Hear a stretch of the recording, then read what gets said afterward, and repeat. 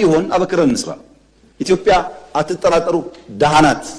ያልተማረ ሰው የበዛበት፣ ሌብነት የበዛበት፣ መስራት መትጋት የማያስመሰግንበት፣ የሚያወሩ የሚዋሹ የሚቀጥፉ የሚወደሱበት አጋጉል ባህል ያለበት ማህበረሰብ ውስጥ ነው ያለነው።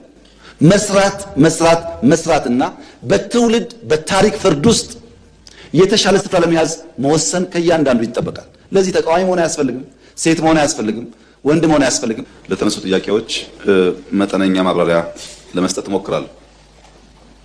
በመጀመሪያ ኢኮኖሚክ ጉዳዮችን በሚመለከት ባለፉት ጥቂት ዓመታት ኢትዮጵያ ውስጥ ሲሰራ የነበረው የኢኮኖሚ ሪፎርም ዋነኛ ከሚባሉ ዓላማዎች ውስጥ አንደኛው የማክሮ ስብራትን ማድረቅ ነው። የማክሮ ኢኮኖሚ የገጠመውን ተግዳሮት፣ የገጠመውን ስንክሳር፣ የገጠመውን ፈተና ደረጃ በደረጃ መቅረፍ ነው አንዱ ዓላማው። ሁለተኛው ግብርና መር የሚባለው የእድገት አቅጣጫ ካለንበት አረንቋ ሊያወጣን ስለማይችል ብዝሃ ዘርፍ እና ብዝሃ ተዋናይ የኢኮኖሚክ አቅጣጫን በመከተል ጥራት ያለው እድገትን ማረጋገጥ ነው። ጥራት ያለው እድገት ሲባል በከተማ በገጠር በእያንዳንዱ ሴክተር በሰው ሕይወት ውስጥ ሊታይ በሚችል መልኩ እና ትውልድ ላይ የሚፈጥረውን ጫና በሚቀንስ መልኩ የሚፈጠር እድገት ማለት ነው። ሶስተኛው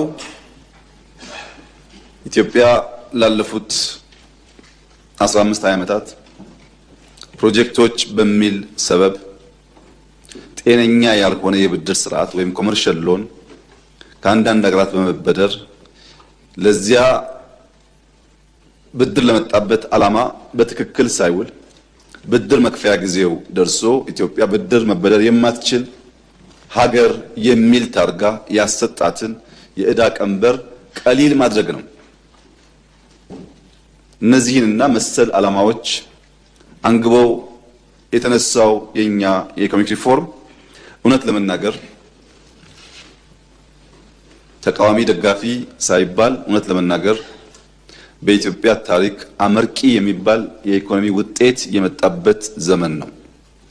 ይህንን እውነት ብዙ ሊከሰሱ የሚችሉ ደካማ ጎኖች ስላሉ እውነትን በመካድ ሳይሆን እውነትን ባለመቀበል ሳይሆን እውነት ተቀብለን የጎደሉትን በመጠቆም አብረን ብንሰራ የሚሻል ይመስለኛል። አሁን ያለው የኢትዮጵያ ኢኮኖሚክ እድገት በማንም አይን በማንም መመዘኛ ምንም የሚያከራክር ሁኔታ ውስጥ ያለ አይደለም።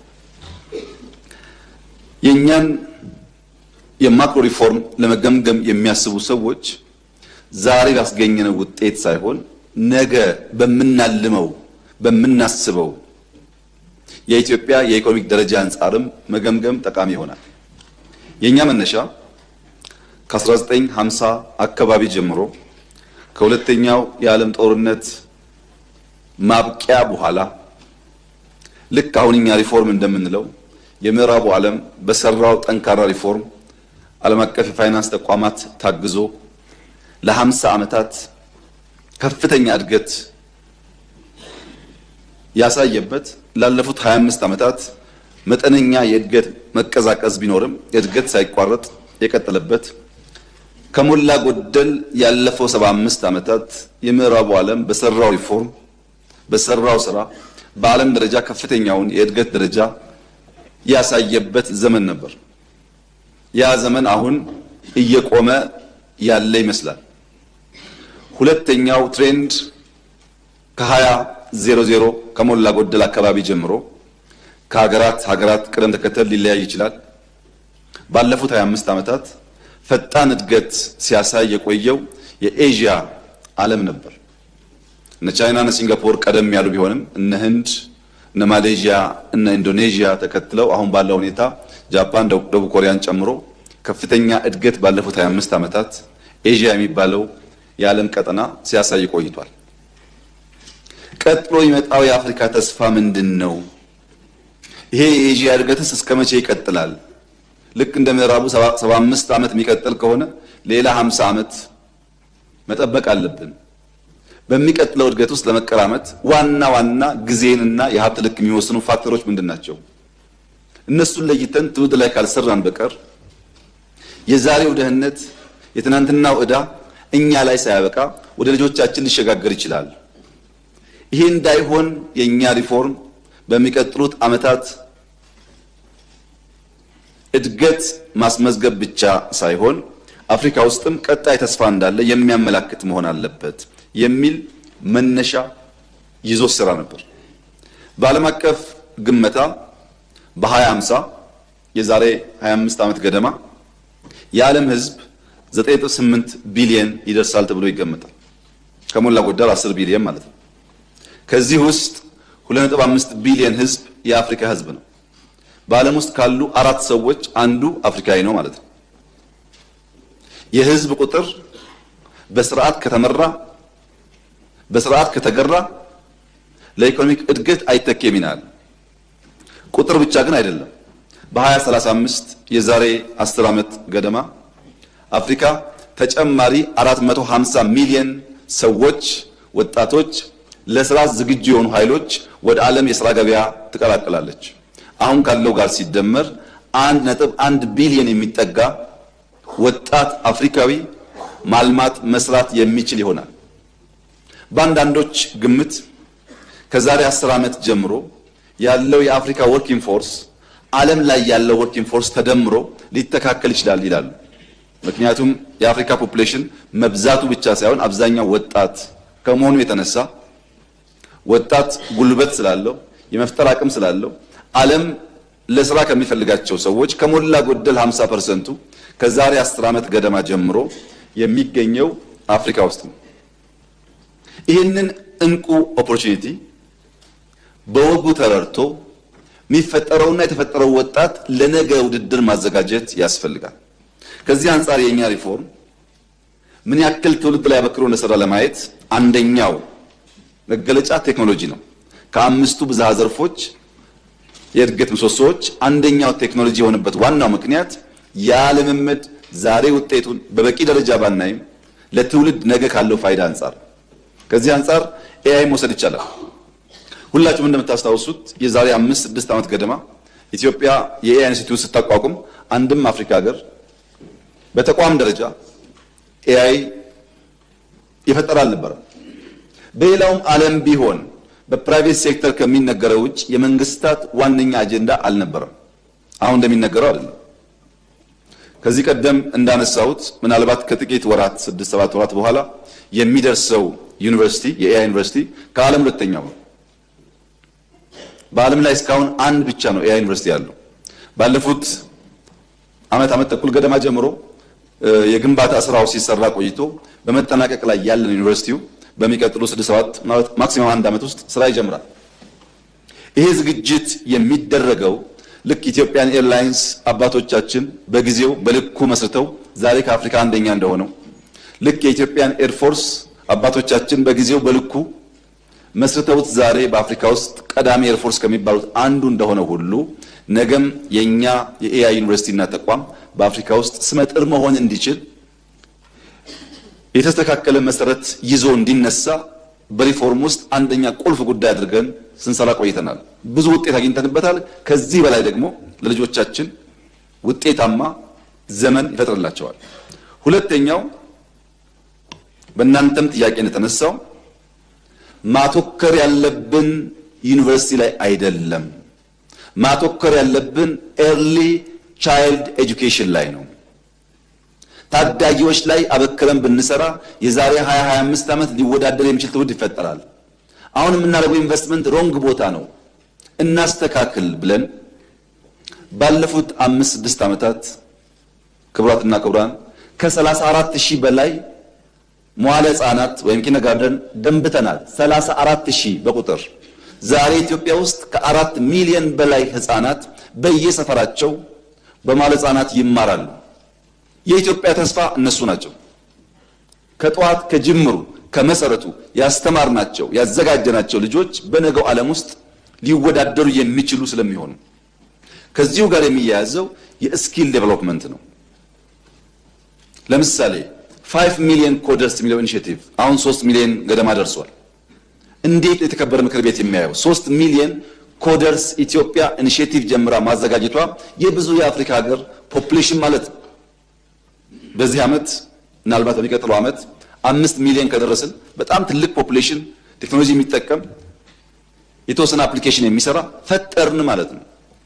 ስኪልና እንደዚህ ያሉ ኢኒሼቲቮች ትውልድ ላይ በቅጡ ከተሰሩ ነገ ባለው ውድድር ውስጥ ኢትዮጵያ ተገቢ ቦታዋን ትይዛለች ተብሎ ይታሰባል።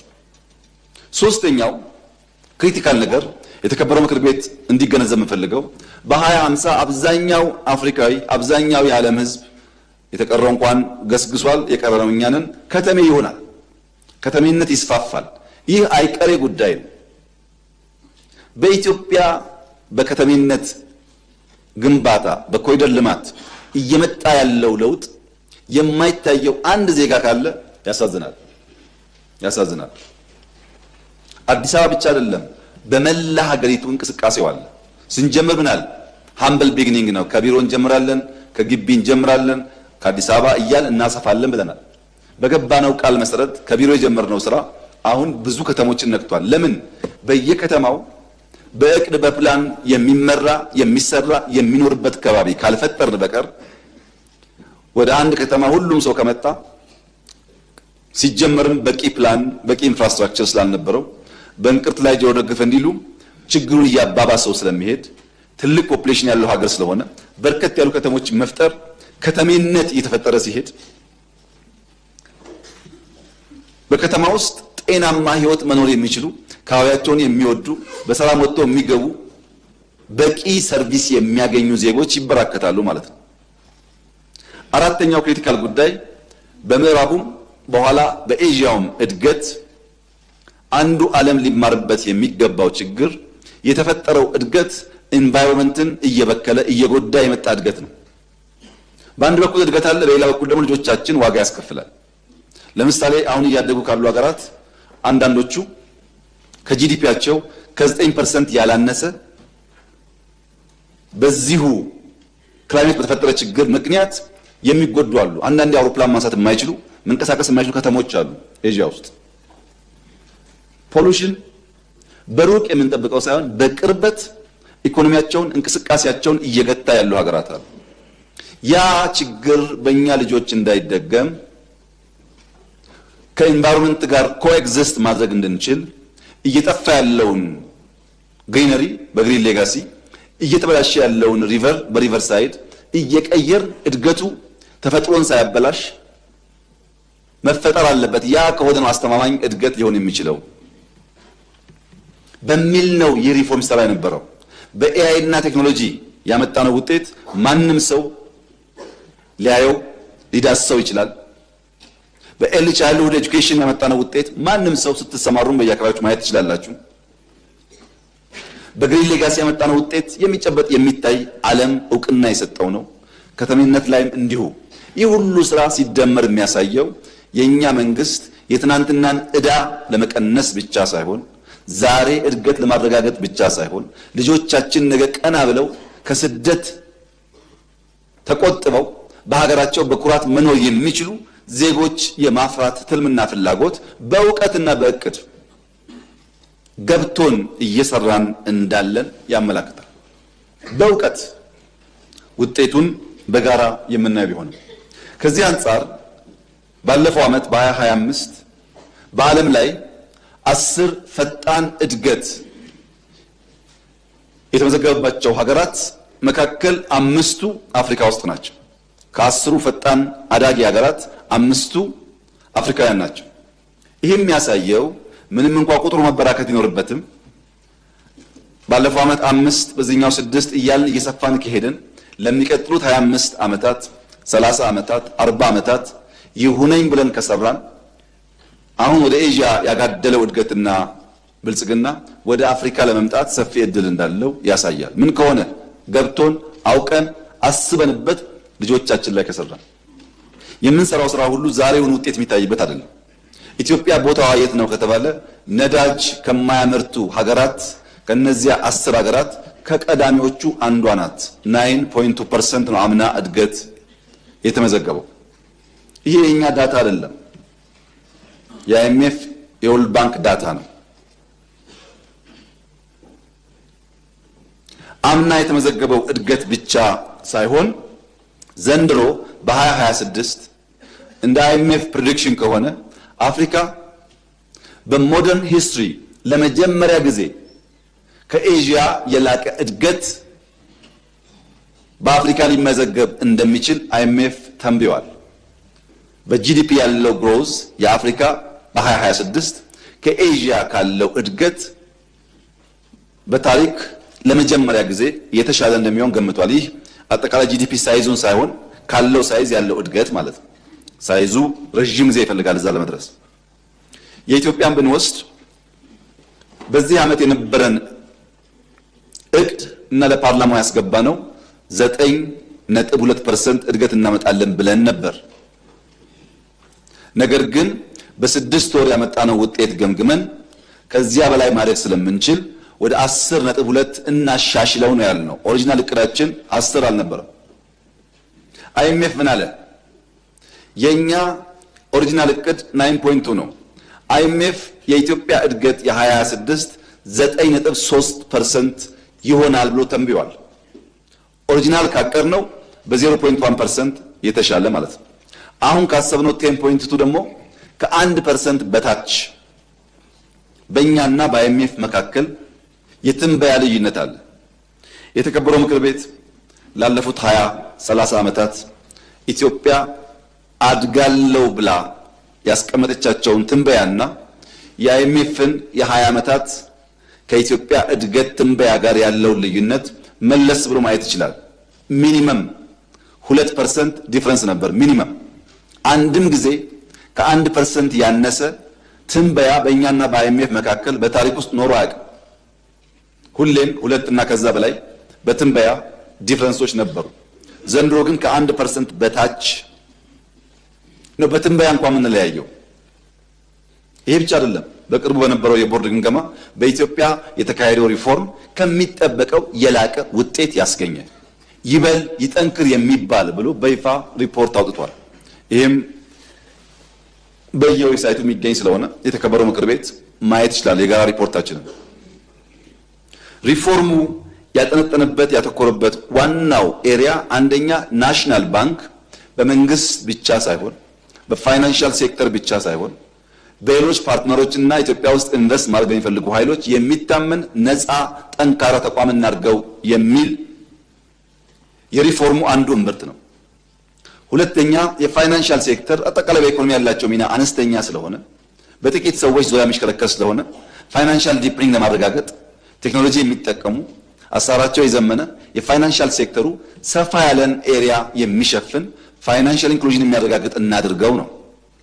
ሶስተኛው ብዙ ኢንቨስትመንት ላይ መዋል ሲገባቸው ኢንቨስት የማይደረጉ ሀብቶች ስላሉ የስቶክ ማርኬት ስርዓት ፈጥረን በኢትዮጵያ ውስጥ ከኢንቨስትመንት ውጭ የሆኑ ሀብቶች ወደ ስቶክ ማርኬት እንዲገቡ በማድረግ ደረጃ በደረጃ ደግሞ የውጭ ባለሀብቶችን በስቶክ ማርኬት አማካኝነት ሀብታቸውን ወደ ኢትዮጵያ እንዲያፈሱ ማድረግ አለብን ነው። በሶስቱም የተሟላ ደረጃ ደርሷል ባይባልም አመርቂ ውጤት እየመጣ ይገኛል። የማክሮ ሪፎርሙ ከፍተኛ ድፍረት የተሞላበት በነበርንበት አጠቃላይ ስብራት ውስጥ ለማድረግ ብዙ ወደ ኋላ የሚይዙ ጉዳዮች የነበሩት ቢሆንም መንግስታችን ከትውልድ ባለው ጉድኝትና ከፍተኛ መሻት በድፍረት ገብቶበት አመርቂ ውጤት በሁሉም መስክ መጥቷል። በሁሉም መስክ ይሄን ዘርዘር አድርጎ 10.2% እድገት ኢትዮጵያ ውስጥ ይመጣል ወይ አይመጣም የሚለውን ለማየት በተወሰነ ደረጃ ሴክተሮች እንመልከት። ሴክተሮች ስናይ የእነሱን እድገት ደምረን አግሪጌት ውጤቱ ነው አጠቃላይ ጂዲፒ ላይ የሚንጸባረቀው። እያንዳንዱ ሴክተር እያደገ ከሆነ እያደገ ያለበት ሬት ከታየ ሲሰናሰል በኢትዮጵያ ውስጥ ያለውን እድገት በተሟላ ደረጃ ለማሳካት ያስችላል ማለት ነው። በማክሮ ብቻ ሳይሆን በሴክተር ሌቭል ግብርና የዚህ ዓመት እቅዳችን እንደምታስታውሱት 7.3% እድገት እናረጋግጣለን፣ ቢያንስ 1.3 ቢሊዮን ኩንታል ምርት እናመርታለን የሚል እቅድ ነበረን። የዓመቱ እቅዳችን ይሄ ነው። ባለፉት 6 ወራት በተለይ ክረምት ላይ ሁላችሁም እንደምታውቁት ከፍተኛ ምርት የተገኘበት ዓመት ስለሆነ 6 ወር በሰራነው ስራ 999 ሚሊዮን ኩንታል ሃርቨስት ማድረግ ችለናል። ይሄ ከእቅዳችን ከዓመቱ እቅዳችን 78%ን ይሸፍናል። በተለይም በሰብል ሆርቲካልቸር እና በጥጥ 79% የዓመት እቅዳችንን በ6 ወር መሸፈን ተችሏል። በሚቀጥለው 6 ወራት ያን አጠናክረን ከቀጠል ካሰብነው በላይ ማሳካት እንደሚቻል መገመት አያዳግትም። ነገር ግን ባለፈው የተሳካው እንዳለ ይሳካል ማለት ስላልሆነ ግምቱን በተቻለ መጠን ኮንሰርቫቲቭ ሆኖ ማየት አስፈላጊ ይሆናል። ይሄ እድገት እንዴት መጣ ያላችሁ እንደሆነ ምናልባት በቅርቡ የፕላን ሚኒስቴር ለሁላችንም ይፋ የሚያደርገው አዲስ ሴንሰስ በብዙ ዘርፎች እያደረገ ይገኛል። 88,000 የሚጠጉ ኢትዮጵያውያን በ19,600 በላይ ቀበሌዎች በማሰማራት በሃውስሆልድ ሌቭል ዳታ ኮሌክት እያደረጉ ነው። ያ ዳታ አናላይዝ ተደርጎ ሲወጣ በጣም በርካታ አዳዲስ መረጃዎች እንደምናገኝ ይጠበቃል። ከዚህ ሴንሰስ በግብርና ዘርፍ ያለውን ብንመለከት በእያንዳንዱ አርሶ አደር ተቆጥሮ ማለት ነው። ትራክተር 2010 ኢትዮጵያ 4700 ገደማ ትራክተሮች ነበሯት 2010። አሁን 27200 ትራክተሮች አሏት። ትራክተር በቀጥታ ምርት ለማሳደግ ያግዛል። ሁለተኛ ኮምባይነር 2010 338 ገደማ ነበራት። ዛሬ 8700 ኮምባይነር ኢትዮጵያ ውስጥ አለ። ይሄ ተቆጠረ ማለት ነው። ይሄ ምርትን በፍጥነት ለመሰብሰብና የሚባክነውን ለመታደግ ያግዛል። ከሁሉ በላይ ደግሞ በግለሰብ አርሶ አደሮች ስራ ላይ የሚውል ፓምፕ 2010 ኢትዮጵያ 6000 ገደማ ፓምፖች ነበራት። ዛሬ ኢትዮጵያ ውስጥ 280,000 ፓምፕ አለ። ከ6000 280,000 ፓምፕ ምን ሊያመጣ እንደሚችል በቤተሰብ ደረጃ እናንተ ገምቱት። በዚህ ሴንሰስ ኮመርሻል ፋርሚንግን ሳይጨምር በግለሰብ አርሶ አደሮች በክላስተርና በቴክኖሎጂ አጠቃቀም የመጣው እድገት በጣም ከፍተኛ ነው። በጣም ከፍተኛ ነው። አጠቃላይ ውጤቱ ሲደርስ የሚገለጽ ቢሆንም ይሄ ብቻ አይደለም። ማዳበሪያ ላይ ኦርጋኒክ ማዳበሪያ ከአንዳንድ የግብርና ተረፈ ምርቶች በከባቢ የማምረት ኮምፖስት የማዘጋጀት ልምምዱ ከጊዜ ወደ ጊዜ እያደገ ስለመጣ በአካባቢ ጥበቃ ላይ የሚደረገው የእርከን ስራ ሁላችሁም እንደምታውቁትና እንደመራችሁት እየሰፋ ስለመጣ ራሱ ግሪን ሌጋሲም ለአካባቢ ጥበቃ ከፍተኛ ሚና ስላለው ከዚህ ቀደም የማይታረሱ በሚሊዮን ሄክታር የሚጠጉ መሬቶች ወደ እርሻ በመጨመራቸው የበጋ እርሻ ሌማት ያልናቸው ኢኒሼቲቮች ተደማምረው ኢትዮጵያ ውስጥ ያለውን የግብርና ሂደት በከፍተኛ ደረጃ አሻሽለዋል። አሁንስ ምን ያደረግን ነው? የማዳበሪያ ፋብሪካ በአገር ውስጥ መስራት ብቻውን በቂ አይደለም ብለን ከአንዳንድ ፓርትነሮች ጋር በመተባበር በድፍን ኢትዮጵያ ሞባይል ላቦች እያዘጋጀን ነው። ለምሳሌ አርሲ ውስጥ በከፍተኛ ደረጃ ስንዴ፣ ገብስ ይመረታል። ለአርሲ ገብስና ስንዴ የምናቀርበው ማዳበሪያና ለጅማ በቆሎና ሩዝ የምናቀርበው ማዳበሪያ፣ ለጎጃም ጤፍ የምናቀርበው ማዳበሪያ አንድ አይነት ነበረ። መሬቱ ይለያያል፣ ምርቱ ይለያያል። የምንገዛው የምታውቁት ማዳበሪያ ነው። ይሄ አያዋጣም። እያንዳንዱን መሬት ፈትሸን ለዚያ አፈር ለዚያ የምርት አይነት የሚያስፈልገውን ማዳበሪያ ዩሪያ ብቻ ሳይሆን ተቀላቅለው እንደየቀጠናው እንደየከባቢው ማቅረብ ያስፈልጋል በሚል ጥናት እየጀመረ ነው። ይሄ ጥናት ሲጠናቀቅ ባለው የሙያተኞች ትንበያ ለእያንዳንዱ መሬት የሚያስፈልገውን ማዳበሪያ አይነትና መጠን ማቅረብ ከቻል አሁን ካለው ምርት በእጅጉ የኢትዮጵያ ምርት ሊያድግ እንደሚችል ይገምታል። ዘርፈ ብዙ ስራዎች ድምር ስራዎች ተሰርተው ነው ግብርና 7.3 ብቻ ሳይሆን ከዚያ በላይ እድገት ሊያረጋግጥ ይችላል ተብሎ የሚታሰበው። በግሪን ሌጋሲ ተሳትፋቸዋል፣ በሌማት ተሳትፋቸዋል፣ በአካባቢ ጥበቃ ተሳትፋቸዋል። በየሄዳችሁበት በግብርና ወቅት ማህበረሰቡን አግዛችኋል። በየመንደራችሁ ምን አይነት ለውጥ እየመጣ እንዳለ ታውቃላችሁ። ከዚህ በላይ መሆን የለበትም ወይ? አለበት። ከዚህ በላይ ስራ አይገባም ወይ? ይገባል። ሳንኩራራ በትተን አሁንም ምርታማነት ማደግ አለበት። ያ ምርታማነት እንዲያድግ ግን የመጣውን ውጤት በመካድ መሆን የለበትም። አመርቂ ውጤት በየትኛውም ዘመን ታይቶ የማያውቅ ውጤት ታይቷል። ይሄን ማስቀጠል ማስፋት ያስፈልጋል ከተባለ እስማማለሁ። ይሄንን ግን ውጤት ማናናቅ በጣም ከባድ ነው። ስንዴ ኢምፖርት የምታደርግ ሀገር ያን ማቆም መቻሏን ማናናቅ በጣም ከባድ ነው። $700,000 በአመት ኤክስፖርት ቡና የምታደርግ ሀገር $2.5 ቢሊዮን ገደማ እያደረገች የቡና ምርት የለም ብሎ ማሰብ ተገቢ አይመስለኝም። ግብርና ከዚህ አንፃር መጠነ ሰፊ የሆነ ለውጥና እድገት እያመጣ ነው። ኢንዱስትሪ ተቀዛቅዟል ሲባል ሰምቻለሁ፣ ግን አይመስለኝም። የዛሬ 3 ዓመት ገደማ ኢትዮጵያን ታምርት ንቅናቄ ሲጀመር በኢትዮጵያ ያሉ ኢንዱስትሪዎች 47-48% ብቻ ያመርቱ ነበር። ዛሬ እነዛ ኢንዱስትሪዎች 66.3% ደርሰዋል። መቀዛቀዝ አያሳይም። በዚህ 6 ወር የኢትዮጵያ ኢንዱስትሪዎች የኢነርጂ አጠቃቀም ብቻ 16% አድጓል። በነገራችን ላይ ቅድም በሴንሰስ ከግብርና ውጪ ኢትዮጵያ ውስጥ አጠቃላይ 2.6 ሚሊዮን ቢዝነሶች እንዳሉ ተቆጥረዋል።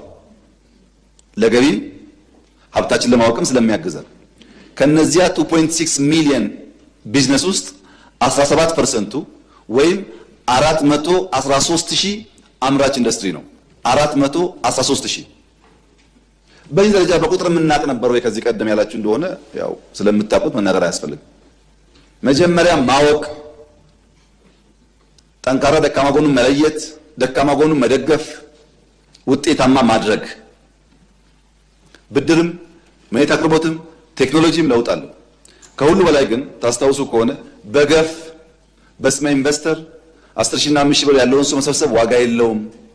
አንከር ኢንቨስተር ለይተን እነሱን እያመጣን በርከት ያለ ሰው ስራ ይዞ ከፍተኛ ኤክስፖርት አቅም ያሳድጉልናል። እነዚያ ጋር እናተኩር ብዬ ለዚህ ምክር ቤት ማቅረቤ ይታወሳል። ቪየትናም ሄደን ያመጣነው ቶዮ የሚሰኘው የሶላር ኩባንያ ባለፉት 6 ወራት 66 ሚሊዮን ኤክስፖርት አድርጓል። መቼ ነው ያመጣነው? መቼ ነው ስራ የጀመረው? እሱ ያመጣውን በአንዳንድ ትላልቅ ኢንዱስትሪያል ፓርኮች ውስጥ ያሉ የቴክስታይል ማኒፋክቸሪንግ ተደምሮ አላመጡም። ተደምረው አንዱ ያመጣው ከቶዮ ውጪ ወደ 5 የሚጠጉ ሶላር ሴል ላይ የሚሰሩ ፋብሪካዎች አንከር ኢንቨስተሮች አመተናል። በሚቀጥለው ዓመት ሁሉም ስራ ይገባሉ። ግማሾቹ እየገቡ ነው። ሁሉም በሚቀጥለው ዓመት ከሶላር ብቻ ቢያንስ $900 ሚሊዮን ኤክስፖርት እናገኛለን። ኢትዮጵያ ውስጥ ኢንዱስትሪ እንደዚህ ያለ ነገር አያውቅም። ከሶላር ብቻ ነው ያልኩት። ይሄ የሚያሳየው ኢንዱስትሪው መዳከሙን አይደለም። ባለፈው ዓመትና በዚህ ዓመት ብቻ እንኳን ብንወስድ ኢንዱስትሪው ኤክስፖርቱ ደብል አድርጓል። የተኪ ምርቶች ከውጭ እናስገባ የነበሩ ምርቶችን ለማስቀረት ኢትዮጵያ ታምርት በሚለው ንቅናቄ የተሰራው ስራ $3.4 ቢሊዮን እናስገባ የነበረው ምርት በሀገር ተተክቷል። አጠቃላይ ኢንዱስትሪው የተነቃቃና ሪስፖንድ እያደረገ ነው። ከሚቀጥለው ዓመት ጀምሮ በታሪካችን ለመጀመሪያ ጊዜ ከኢንዱስትሪ ሴክተር በቢሊዮን የሚቆጠር ኤክስፖርቶች እንጀምራለን። በዚህ ዓመትም ቢሆን ዓመቱ ሲጠናቀቅ በእርግጠኝነት አምና ኢንዱስትሪ ካደረገው ደብል ኤክስፖርት እናደርጋለን ከተኪ ምርት ውጪ። ሶስተኛው በብዝሃ ዘርፍ ያስገባነው ማዕድን ነው። ማዕድን ምን ያወጣ እንዳለ ታውቃላችሁ? በዚህ 6 ወር 30% እድገት አለው የማዕድን ገቢ 30%። ብረት 36% ጨምሯል። ሲሚንቶ 28% ጨምሯል። ሲሚንቶና ብረት የጨመረው በርከት ያሉ ቤቶች ካልተገነቡ ምን ላይ የዋለ ነው?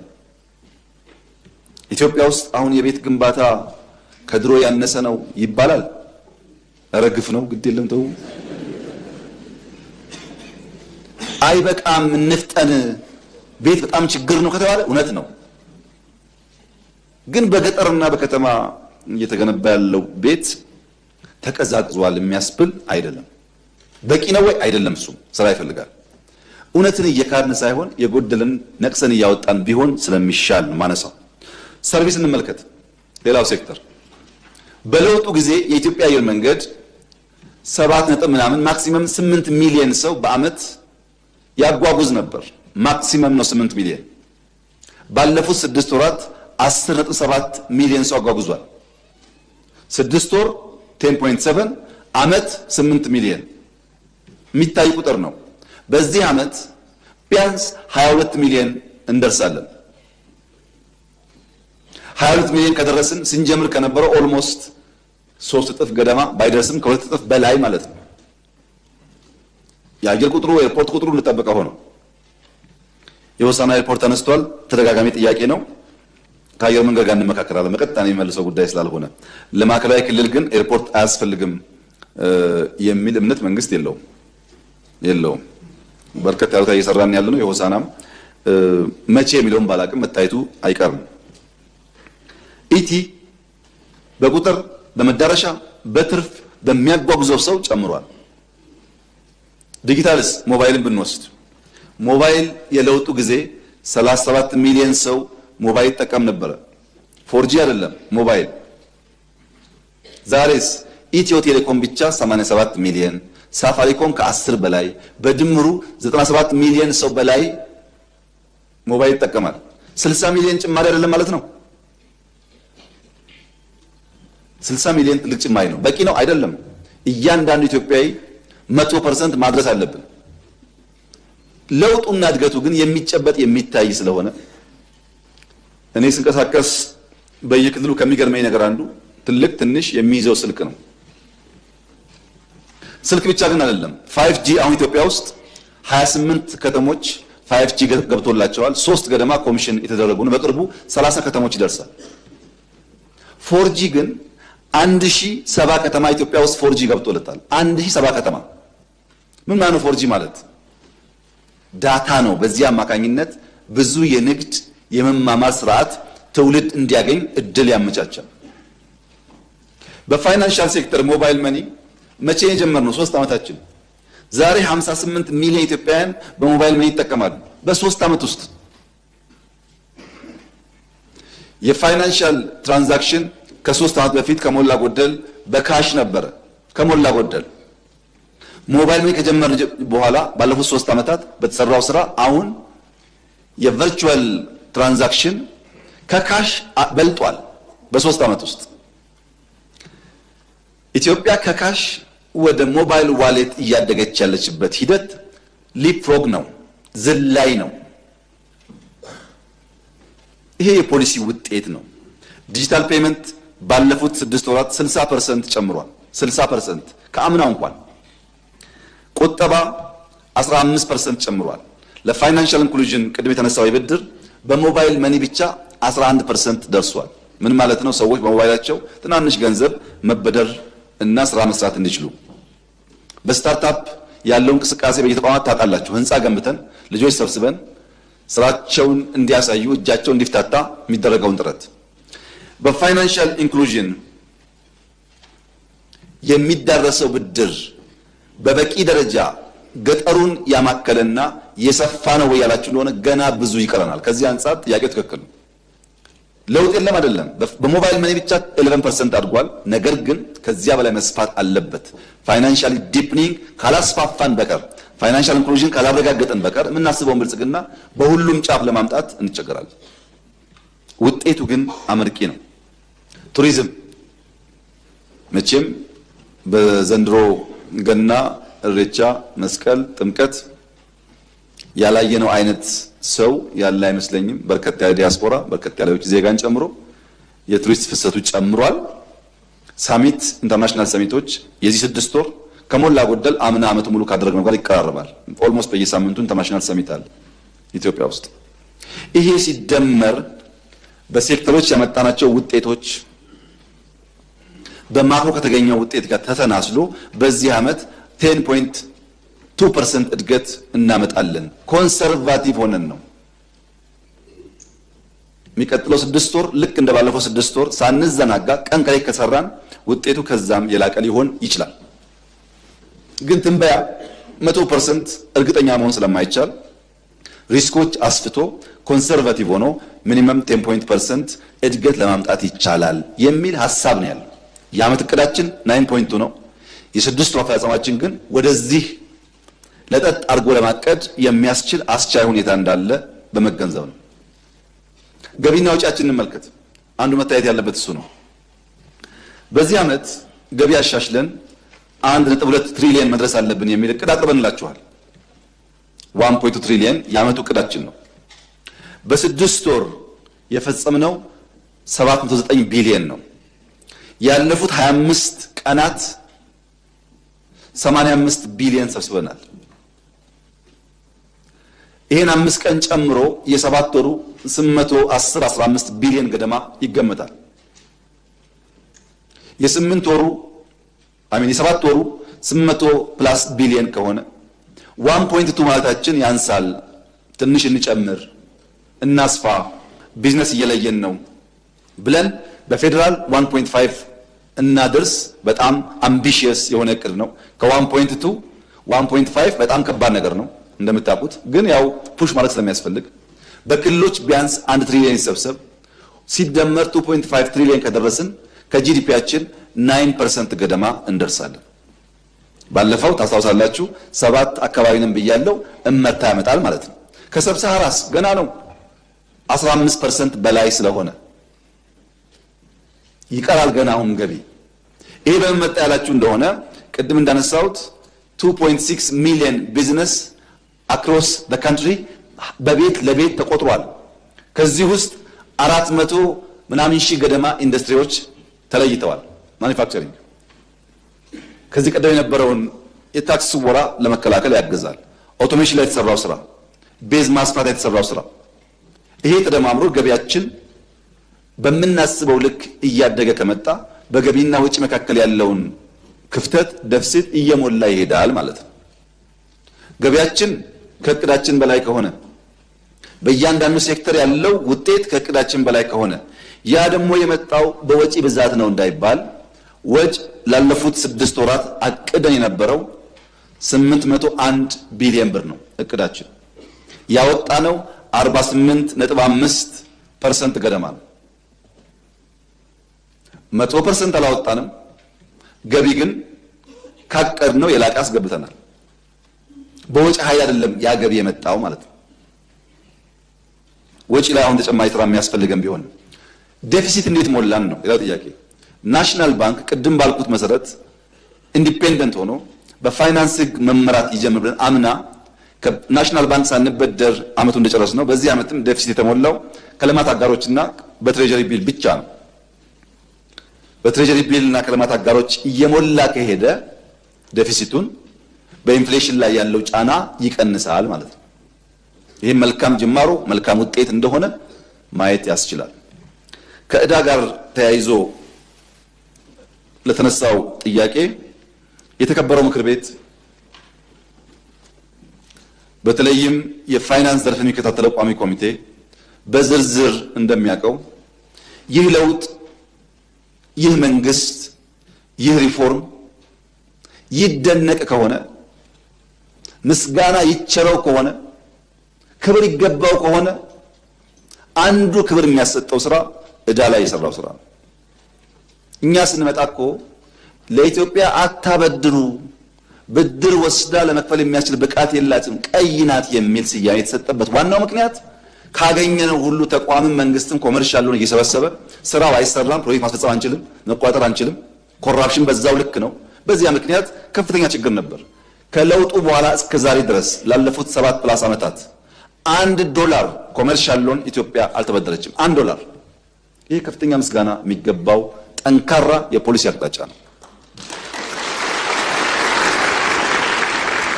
ሁለተኛ ያበደሩን ወዳጆቻችን ምንም እንኳን ብድሩ አራጣ ቢሆንም ተገቢ አይደለምና ወደ ትክክለኛ የብድር ስርዓት መመለስ አለበት ብለን ላለፉት 2-3 ዓመታት ከፍተኛ ትግል ውስጥ የነበር ነው። ኢትዮጵያ ዲፎልት አረገች እስኪባል ማለት ነው። እኛ ወደዛ ያወሰደን ባለፈው ገልጬላችኋለሁ። ፌርነስ የለውም የሚል ሙሉ እምነት ስለነበረ ነው። ማን አሸነፈ? ተሳካልን እኮ በኮመን ፍሬምወርክ ከሞላ ጎደል ከሁሉም የዩሮ ቦንድን ጨምሮ ተስማምተናል። ተቀብለውታል የኛን ፕሮፖዛል። ይሸጋሸግ ምን ማለት ነው? በአመት 2 ዓመት ይከፈል የነበረው ዕዳ ወደ 15 ዓመት እስከ 15 ዓመት እንዲራዘም እንደየአበዳሪታ ስምምነት ፈጽሟል። ይሄ ለኢትዮጵያ ትልቅ እፎይታ ነው። አሁን የዴት ሪፕሮፋይሊንግ እየተሰራ ነው ያለው። ካለምንም ጥርጥር የሪፕሮፋይሊንግ ስራ ሲያልቅ የኢትዮጵያ የብድር ሁኔታ መካከለኛ ከቀይ ወጥቶ መካከለኛ ወይም የተሻለ እንደሚባል ምንም ጥርጥር አይኖረውም። ቢኮዝ ያለን ጂዲፒ ያለን ኢኮኖሚክ እድገትና ያለብን ዕዳ ጫና ወደዛ ደረጃ ሊሄድ እንደሚችል የሚያመላክት ጉዳይ አለ። ይሄ ኮመርሻል ሎን ብድር ሳንወስድ የቀደመውን ስሁት የብድር ስርዓት ለማሻሻል ለመቀየር ከዓለም ጋር ስንደራደር ስራዎቻችን ግን ምን ላይ ነበሩ የተባለ እንደሆነ ክቡራትና ክቡራን ህዳሴን ካለ 1 ብር እርዳታ ካለ 1 ብር ብድር ያሳካ መንግስትና ህዝብ ፕሮጀክት አይሰራም ሊባልማ አይችልም። ግፍ ነው።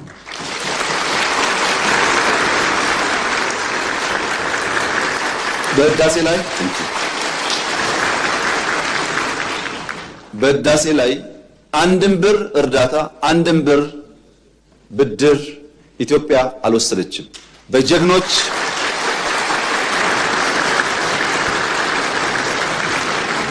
በጀግኖች ኢትዮጵያውያን ቁርጠኛ አቋም በሀገር ውስጥም በሀገር ውጭ ያሉም ኢትዮጵያውያን በቁርጠኝነት ጨክነው በጋራ ቆመው ስለሰሩ የተከወነ ፕሮጀክት ነው። ግን በዚህ አላበቃ።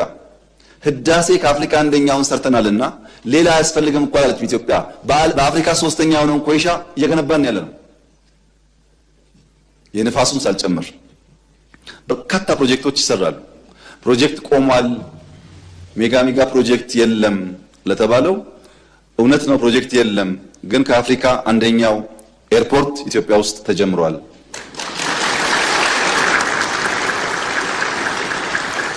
እንደዚህ ያለ ፕሮጀክት ኢትዮጵያ አስባም ሰርታም አታውቅም። እውነት ነው ፕሮጀክት ቀንሷል፣ ግን የማዳበሪያ ፋብሪካ ኢትዮጵያ ውስጥ ተጀምሯል። ፕሮጀክት ቀንሷል። የጋዝ ፌዝ 1 ጨርሰን ፌዝ 2 እና ሪፋይነሪ እየሰራን ነው። በሜጋ ፕሮጀክት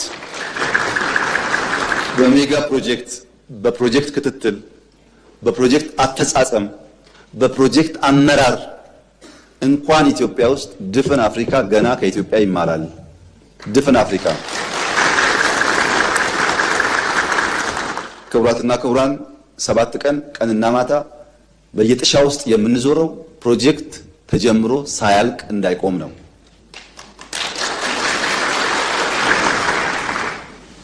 ቃል ገብተን ጀምረን እስካሁን ያልጨረስነው ፕሮጀክት ያው የምታውቁት ስለሆነ ወደፊትም ይሄ ባህል መጠናከር አለበት። እዛው ላይ ያለ ከስራ ባህል ጋር የተነሳው ጥያቄ በጣም ጠቃሚ ጥያቄ ነው። ነገር ግን መሻሻሎች አሉ፣ በተለይ ሴቶች ላይ። ሁለተኛ በሺፍት መስራት። አዲስ አበባ ውስጥ እኮ በ3 ሺፍት የሚሰራ ፕሮጀክት በጣም ብዙ ነው። ለ6 ሰዓት ውጡና ተመልከቱ። ክሬን ታያላችሁ፣ ላይት ታያላችሁ፣ የትራክ እንቅስቃሴ ታያላችሁ። ገጠር አካባቢ ስትሄዱ፣ እኔ በቅርቡ ጅማ ሲሄድ አንዱ የገረመኝ ነገር የጅማን የኮሪደር ስራ የላንድስኬፕ ስራ 80-90% የሚሰሩ ሴቶች ናቸው።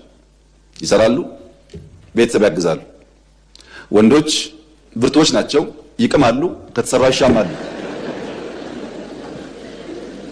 ይሄ የቃሙ ከሚሰሩ ሴቶች መሻማት መቀነስ አለበት። ግን የሥራ ባህል በተወሰነ ደረጃ ለውጥ እየታየ እንደሆነ ያመላክታል። እናጠናክረው ይሄንን ጉዳይ፣ ቀን ከሌት እንስራ የሚለውን በደንብ የምንስማማበት ጉዳይ ይሆናል። ከዕዳ ጫና ውጭ ኤክስፖርት እንመልከት። ለዚህ ምክር ቤት በዚህ ዓመት ኤክስፖርት እናደርጋለን ብለን አቅደን በእቅድ ያቀረብንላችሁ $4.2 ቢሊዮን ከጉድስ ኤክስፖርት እናደርጋለን ነበር። እኛ ወግ ደርሶን ኤክስፖርት እንኳ ከእቅዳችን በላይ $5.1 ቢሊዮን በ6 ወር ማስገባት መቻላችን ይሄ የማያስደንቀው ኢትዮጵያዊ ስለ ኢኮኖሚ የሚያወራ ሰው ዝም ቢል ይሻለዋል። ምክንያቱም ካቀድነው 120% ነው ያሳካነው። ኤክስፖርት ኦፍ ጉድስ ምን ማለት መሰላችሁ? አምናን ካልጨመራችሁ፣ አምና ስላደገ አምናን ካልጨመራችሁ ከአምና በፊት በነበሩ ዓመታት የዚህ 6 ወር የኤክስፖርት ገቢ $5.1 ቢሊዮን ኢትዮጵያ አስገብታ አይደለም አቅዳ አታውቅም። በአመት 5 ቢሊዮን አቅዳ አታውቅም። በ6 ወር ያስገባ ነው። ይሄ ተሳክቶ ደብል አድርገን በሚቀጥለው 6 ወር ተደግሞ 10 እና ከዛ በላይ ቢሊዮን $ብናስገባ ምን ማለት ነው? በታሪክ የመጀመሪያው ብቻ ሳይሆን ከአንድ ዓመት በፊት ከነበረው የ3 ዓመታት ኤክስፖርት በአንድ ዓመት ማለት 3 ታይምስ ቢገር ማለት ነው። ይህንን ቁጥር ማየት የሚቸገር ሰው መኖር የለበትም። ሰርቪስ 4.5 ቢሊዮን ዶላር በ6 ወር ኤክስፖርት አድርገናል። 17% አድጓል። ሐዋላ 4.6 ቢሊዮን ዶላር ገብቷል። 39% እድገት አለው። የውጭ ቀጥተኛ ኢንቨስትመንት ባለፉት 6 ወራት 2.3 ቢሊዮን ዶላር ገደማ መጥቷል። ይሄም 20.6% እድገት አለው። ከሌሎች እርዳታ፣ ጤነኛ ብድሮች የመሳሰሉት ከ2 ቢሊዮን ዶላር በላይ ባለፉት 6 ወራት ገብቷል። ደምሩት። ይሄን ለኢምፖርት ያወጣነው ወጪ ባለፈው 6 ወር 11.3 ቢሊዮን ዶላር ነው። ባወጣነው ባስገባነው መካከል ፖዚቲቭ ትሬንድ የታየው በቢሊየንስ የታየው ባለፈው 6 ወራት ነው። ካስገባነው 11.3 ቢሊዮን ዶላር ኢምፖርት ውስጥ 39% ካፒታል ጉድስ ናቸው። ይሄ ኢኮኖሚን ያክል ጤናማ ጉዞ ላይ እንዳለ ያመለክታል። ነዳጅ፣ ማዳበሪያ ሲጨምሩበት ደግሞ አብዛኛው ወጪያችን ጤናማ በሚባል ሴክተር ላይ እንደዋለ ያሳያል። በዚህ ምክንያት ኦፍ ኮርስ 3.4 ቢሊዮን ከዚህ ቀደም እናስገባ የነበረውን በሀገር ውስጥ ማምረት በመቻላችን ጭምር ነው ኢምፖርቱ እንደዛ የቀነሰው። በዚህ ምክንያት ሪዘርቫችን የውጭ ምንዛሪ አነሰ ተባለው የተከበሩ ምክር ቤት አባል በኢትዮጵያ ታሪክ በእርሶም በአባቶም ዘመን ኖሮ የማያውቀው ሪዘርቭ ዛሬ ኢትዮጵያ አላት። በኢትዮጵያ ታሪክ እና የውጭ ምንዛሪ አሁን ካለን በብዙ ጥፍ ማደግ አለበት የሚል ጉጉት ካሉት እኔም ከእርሶ ጋር ነኝ። አሁን ካደረግነው በላይ ማደግ አለበት፣ ትክክል ነው። ግን ከነበረው ጋር አያወዳድሩት። በጣም ቀንና ጨለማ ማለት ነው። ብርሃንና ጨለማ እንደማወዳደር ያህል ነው። የኢትዮጵያ ሪዘርቭ አሁን ያለበት ደረጃ በጣም በከፍተኛ ደረጃ ተሻሽሏል። ተሻሽሏል ማለት ግን በቅቷል ማለት አይደለም። ስለዚህ በአብዛኛው የኢኮኖሚ አመላካች ሲታይ የተከበረው ምክር ቤት የመጨረሻ ዘመኑም ስለሆነ የተሳካለት ምክር ቤትም ስለሆነ እስካሁን ካሉ ምክር ቤቶች የተሻለ ውጤት ያመጣ ምክር ቤት ስለሆነ ኮራ ብሎ ደረቱን ነፍቶ ስራ ሰራው ቢል ይሻለዋል።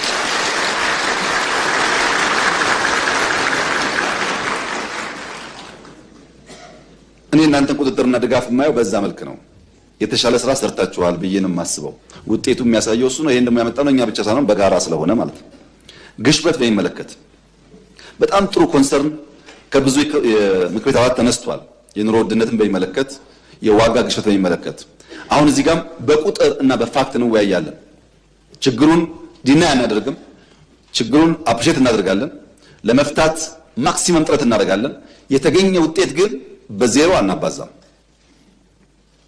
አንደኛ የዋጋ ግሽበት ኢትዮጵያ ውስጥ የሚያባብሰው የፍላጎትና አቅርቦት መራራቅ ነው። መለያየት አለ፣ መራራቅ። ያን ለመፍታት ምርት እናሳድጋል። ቅድም በግብርና እንዳነሳሁት፣ በኢንዱስትሪ እንዳነሳሁት ምርታማነት ኢትዮጵያ ውስጥ በከፍተኛ ደረጃ እያደገ ነው። ሁለተኛው ምክንያት የገቢ ማነስ ነው። ሰው ያለው ገቢ በጣም ውስን ስለሆነ ለማውጣት የሚገደድባቸው ዋና ዋና አስገዳጅ ኤሪያዎች ካለው ገቢ ጋር አይመጣጠኑም። ገቢ ማሳደግ ያስፈልጋል።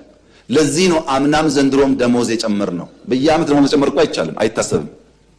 ገቢው በጣም አነስተኛ ስለሆነ ደሞዝ አሁን በቂ ነው ወይ? አይደለም። ቅድም እንዳልኳችሁ እኔና እናንተ ስራችን በበቂ ደረጃ ህይወትን ኢንጆይ ማድረግ አይደለም። ማመን አለባችሁ። እኔና እናንተ በቀን 2 እየበላን በቀን 3 የሚበላ ትውልድ መፍጠር፣ እኔና እናንተ ዕዳ እየከፈል የዕዳ ቀንበር ያልተጫነው ሀገርና ትውልድ መፍጠር ነው እንጂ ከነበርንበት አረንቋ አንጻር ኦቨርናይት ገቢው ያደገ ችግር የማይታይበት ኑሮ ለዚህኛው ትውልድ ማምጣት አይቻልም። ልጆቻችን ግን ከዛ እንዲወጡ ማድረግ እንችላለን። ይሄን መግባባት ያስፈልጋል። ለምሳሌ ጡረታ የወጡ ሲኒየር ዜጎች 3 ጊዜ ጨምራል ደሞዝ ጡረታ አበል 3 ጊዜ። ለምን? በጣም ትንሽ ገንዘብ የሚያገኙት ለምን ያስቸግራል። ሀገራቸውን አገልግለው የወጡ ሰዎች ናቸው በሚል 3 ተሻሽሎላቸዋል። ይበቃሉ ወይ? አይበቃም። ባደግን ቁጥር እያየን የሚጨመር ይሆናል። በቀጥታ በጡረታና በደሞዝ የማነካቸውን ሰዎች በድጎማ ነዳጅ ላይ፣ ማዳበሪያ ላይ፣ መድኃኒት ላይ ድጎማ እናደርጋለን። ቢሊየንስ እንደ ሀብታም መንግስት። ለምን? ዜጎቻችን ውስን ገቢን ያላቸው እንደዚህ አይነት ወሳኝ ኮሚቴ ላይ ድጎማ ካላደረግን በቀር መኖር ያስቸግራል የሚል እምነት ስላለ ሌላው ቻሌንጂንግ ኤሪያ የግብይት ስርዓቱ ነው። የተከበረው ምክር ቤት ያስታውሳል። የቅዳሜና እሁድ ገበያን ጀምር ብዬ ለእናንተ ሳቀርብላችሁ ስንት ዓመት እንደሆነ ባላስታውስም አሁን በሺህ የሚቆጠር ቅዳሜና እሁድ ገበያ በየሰፈሩ አለ። ብዙ ችግር እየፈታ ነው። እዛ ግን አልቆምንም። ከቅዳሜና እሁድ ገበያ ወጥተን ትላልቅ የመገበያያ ቦታዎች በየከተማው ለመገንባት ሙከራ የተደረገ ነው። ሰዎች ሄደው የአርሶ አደሩን ምርት በቀላሉ የሚያገኙባቸውን ከባቢዎች። ከዚያ በተጨማሪ የዛሬ 6 ወር የጀመርነው ዘመን ገበያ የሚባለው በቴሌኮም የተሰራው ቨርቹዋሊ የሚያገበያየው የገበያ ስርዓት ዛሬ በ6 ወር ጊዜ ውስጥ 464 ነጋዴዎች ይሳተፉበታል። ምን ማለት ነው? 464 ሱቆች አሉት ማለት ነው። ቨርቹዋሊ የቀረበው ኮሞዲቲስ ከ18000 በላይ የሚሸጡ ጉዳዮች ኦንላይን አሉ። ቅርጫ ይጨምራል፣ ቅቤ ይጨምራል። ይሄ ጉዳይ ባህላችን ስለሆነ ማለት አዲስ አበባ ብቻ ሳይሆን ከሞላ ጎደል በሁሉም ከተሞች ይሰራል። 6 ወር ነው። 6 ዓመት ሲሆን እንደሚደርስ የእሁድ ገበያ እንደዋዛ ጀመርን፣ በሺዎች ደረሰ። በየሜዳ ከምንሰጣ ቦታና በጅለታን መስራት ጀመር። በዚያ ከምንቆም ቴክኖሎጂ እንጠቀማል። እሱም እድገቱ በጣም ተስፋ የሚሰጥ ነው። የግብይት ስርዓቱ የራሱ ፋይዳ ስላለው ግሽበት ማለት ነው። ሌላው የበጀት አስተዳደር ነው። ቅድም እንዳነሳሁት ከዚህ ቀደም የነበረ ሁኔታ ዴፊሲት ሲኖር ከናሽናል ባንክ እንበደራለን፣ ብር ይታተማል፣ እሱ ገበያ ውስጥ ይረጫል። የራሱ የሆነ ኔጋቲቭ ኢምፓክት ነበረው። አሁን ግን በትሬጀሪ ቢል ብቻ አይሆን ከናሽናል ባንክ አንበደርም ብለን አምና ሳንበደር ዘንድሮም ሳንበደር መጨረስ እየጀመርን ነው። ይሄ ጉዳይ የኛ ኢንፍሌሽን ለመግራት ለማስተካከል አንዱ ቁልፍ የማክሮ ስብራት ስለሆነ ያን ለማድረግ እድል ሰጥቷል። ከዚህ ውጪ የተከበረው ምክር ቤት ከዚህ ከወጣችሁ በኋላም ዳታ አገላብጣችሁ እንድታዩ የምፈልጋቸው አንዳንድ ወሳኝ ኮሚቴዎች አሉ። አንዳንድ ኤሪያስ አሉ። አንደኛው መብራት። የመብራት ቢል ኢትዮጵያ ውስጥ ያለው የመብራት ቢል ከመላ አፍሪካ ዘ ቺፐስት የሚባል የመብራት ቢል ያለው ኢትዮጵያ ውስጥ ነው። ዘ ቺፐስት ከመላ አፍሪካ። ኢትዮጵያ ውስጥ በኪሎዋት አወር 0.05 ሴንትስ ይከፈላል። 0.05 ሳንቲም ነው በኪሎዋት አወር የሚከፈለው። ሩቅ ሳንሄድ እዚህ ኬንያ ብንሄድ 0.19 ሳንቲም በኪሎዋት አወር ይከፍላሉ። ከኛ 280% ይጨምራል። ዩጋንዳ ብንሄድ 0.1 ሴንትስ በኪሎዋት አወር ያስከፍላሉ። ከኛ በ260% ይጨምራል። ሩዋንዳ ብንሄድ 0.13% ያስከፍላሉ፣ 160% ይጨምራል። እነዚህ ሻል ያሉት ናቸው። በዚሁ አካባቢ 500 እጥፍ ይበልጣል። ትቼው ነው እሱ እንዳታው። መብራት በሃውስሆልድ ሌቭል ለዜጎቻችን ቺፐስት የምናቀርብ ሀገር ነን። ይሄ ለኢንፍሌሽን ቀጥታ ትርጉም አለው። ሁለተኛ ውሃ። በሃውስሆልድ ሌቭል ኢትዮጵያ በሜትር ኪዩብ 0.32 ሳንቲም ታስከፍላለች ለውሃ። ናይጄሪያ ብትሄዱ 0.65 ነው። የኛ 0.32 ነው። የናይጄሪያ 0.65 ነው። ከእጥፍ በላይ ማለት ነው።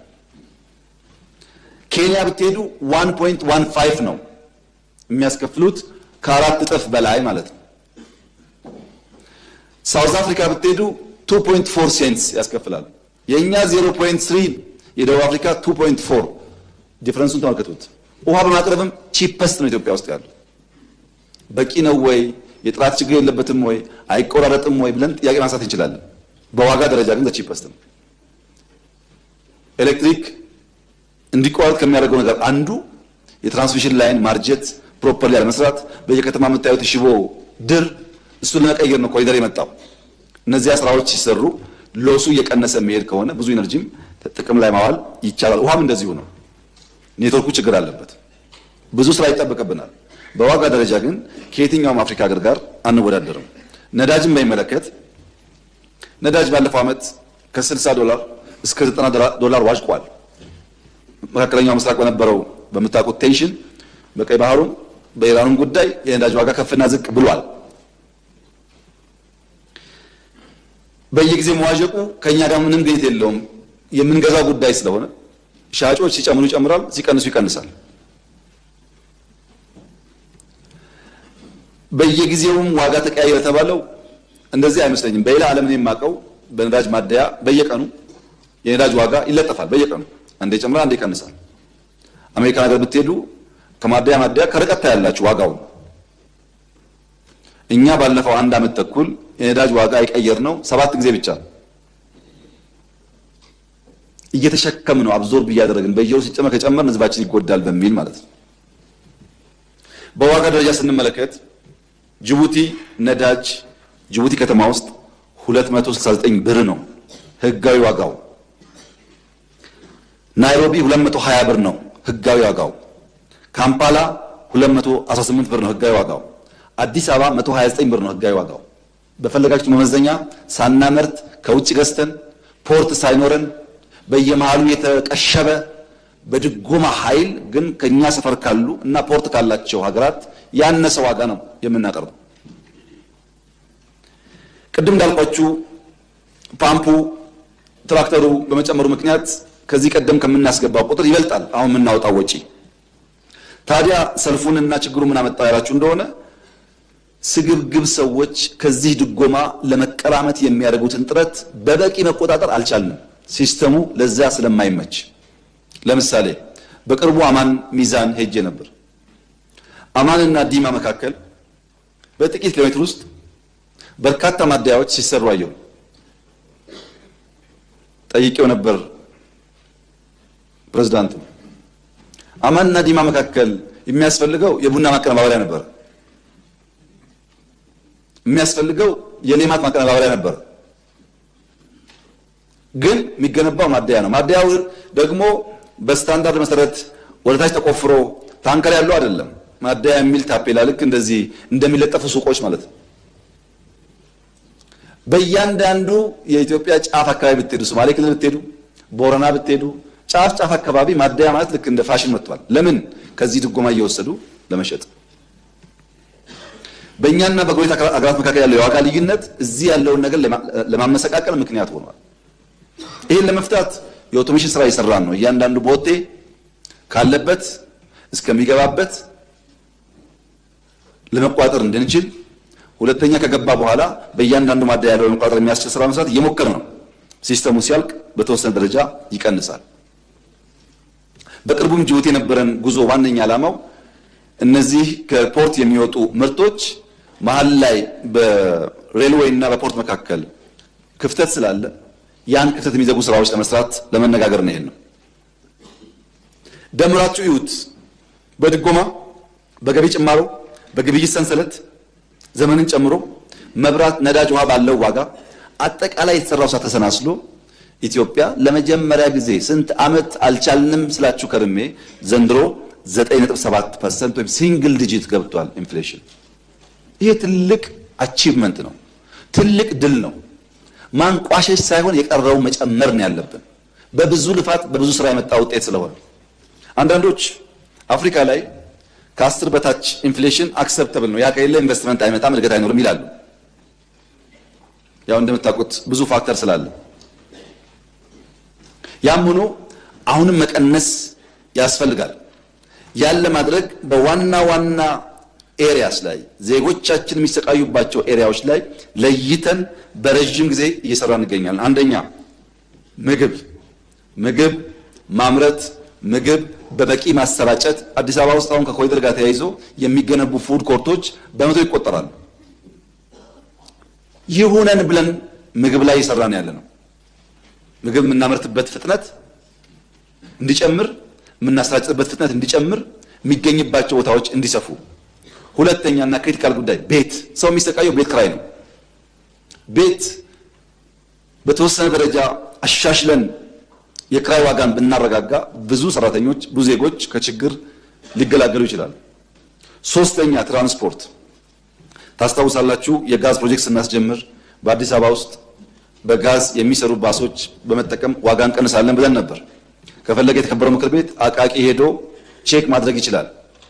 የነበሩን ባሶች ኢንጂን አውርደን የጋዝ ኢንጂን አምጥተን አዳዲስ በጋዝ የሚሰሩ ባሶች እያመረትን ነው። ሂደቱ ከባድ ነው። በቂ ሙያተኛ ስላልነበረ፣ የተዘጋጀ ፋብሪካ ስላልነበረ አንድ ባስ ከነበረበት ነዳጅ ወደ ጋዝ መቀየር የሚወስደው ጊዜ ቀላል አይደለም። ያም ሆኖ ግን በሚቀጥሉ 6 ወራት ብዙዎቹን ጨርሰን በሚቀጥለው ዓመት ቢያንስ አዲስ አበባ ላይ ከዚያ ደግሞ ቀስ ቀስ እያል ወደ ክፍለ ሀገር በጋዝ የሚሰሩ ትራንስፖርት የሚቀንሱ ባሶች እናበራክታለን። ሌላው ትምህርት ቤትና ምገባ ነው ድሃ የሚሰቃይበት። ምገባውን ያለውን ታውቃላችሁ። እሱም ማስፋት ያስፈልጋል። ሰዎች በደህንነት ምክንያት ልጆቻቸውን ትምህርት ቤት መላክ እንዳይቸገሩ ለማድረግ። የመጨረሻው ገቢ ማሻሻል ነው። ገቢ የሚያድገው ኢኮኖሚ ሲያድግ ነው። እነዚህም በዘላቂነት ስንሰራ አሁን የሰራነው ስራ ጋር ሲሰናሰል የኢትዮጵያ የኑሮ ውድነት ወይም ግሽበትን በሚመለከት ያለው ፈተና እየተቀረፈ ይሄዳል ማለት ነው። ያገኘነው ውጤት በጣም ኢምፕሬሲቭ ነው። የሚቀረን ስራ ግን በጣም ብዙ ነው። በዚህ ሚዛን ማየት ጠቃሚ ይመስለኛል። ፋይናንሻል ሴክተር በሚመለከት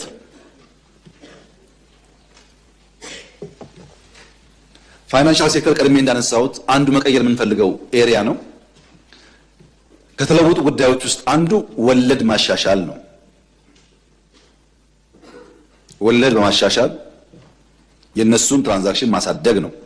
ሁለተኛ በባንኮች መካከል ያለውን የገንዘብ ግብይት የዶላር ግብይት በናሽናል ባንክ ብቻ የነበረውን በጎንዮሽ እንዲያደርጉ ማስቻል ነው። በዚህም ባለፈው 6 ወር ከግማሽ ትሪሊየን ያላነሰ ገንዘብ ተሻሽጠዋል።